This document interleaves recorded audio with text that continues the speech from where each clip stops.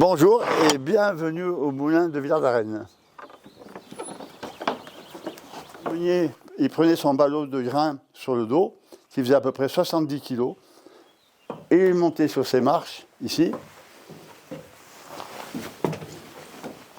et le déversait à l'intérieur de la trémie qui est ici. Je vais vous ouvrir les entrailles du moulin.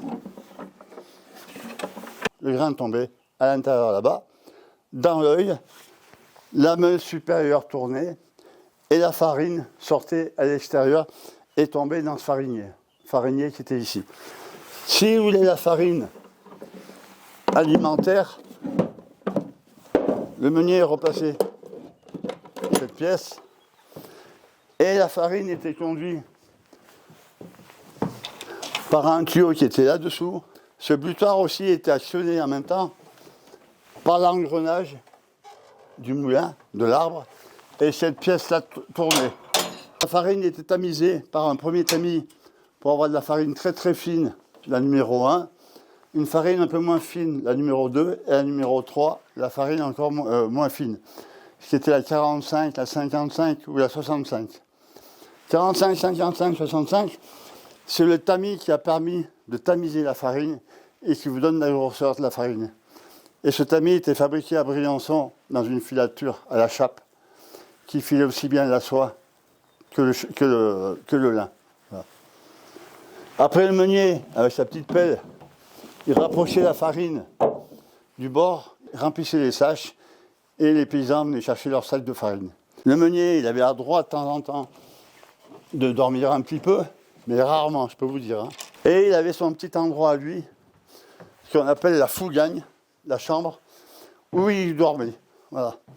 Mais c'est sûr qu'à l'heure actuelle, c'est plus un petit micro-musée, un éco-musée, parce que de son temps, lui, il n'y avait que la table, son poêle et son lit, uniquement.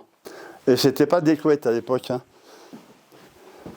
C'était des couvertures qui étaient filées à Villard-d'Arène. Vraiment de la laine de mouton, quoi. Une fois que vous êtes dessous, vous ne bougez plus. Et le matelas était fait avec de la paille de seigle, qu'on appelle vulgairement une paillasse. Là, vous avez son petit poêle qui était là. On pense que c'était surtout les paysans qui lui apportaient, ou ses copains qui lui apportaient à manger, parce qu'ils n'avaient pas trop le temps de se faire à manger, qui passaient ça à la cheminée. Et comme on n'avait pas beaucoup de combustible à Villard-d'Arène, le combustible, c'était des blettes, ce qu'on appelle des blettes chez nous. C'est du fumier de mouton séché. Il faut à peu près 3 ans de séchage pour pouvoir s'en servir comme combustible après.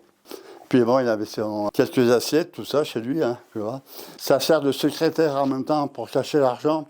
Le meuble, ce qu'on appelle un secrétaire, c'est un meuble secret, ça vient de ce terme-là, où dedans il avait un peu il cachait un peu d'argent, un petit peu.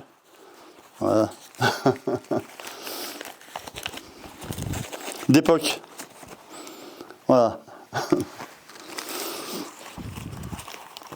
Mais il faut savoir quand même que le meunier faisait ça, il était agriculteur, éleveur. Quand il avait fini sa saison, il retournait chez lui. Et l'hiver, tous ces gens-là, ils étaient en général aussi menuisiers. Ils savaient tisser, ils savaient fabriquer des paniers en paille, soit comme vous avez derrière, soit des paniers, des meules qui étaient faits à part de chanvre et de paille aussi. Ces gens-là, ils étaient très polyvalents. C'était ça la vie du meunier. Voilà.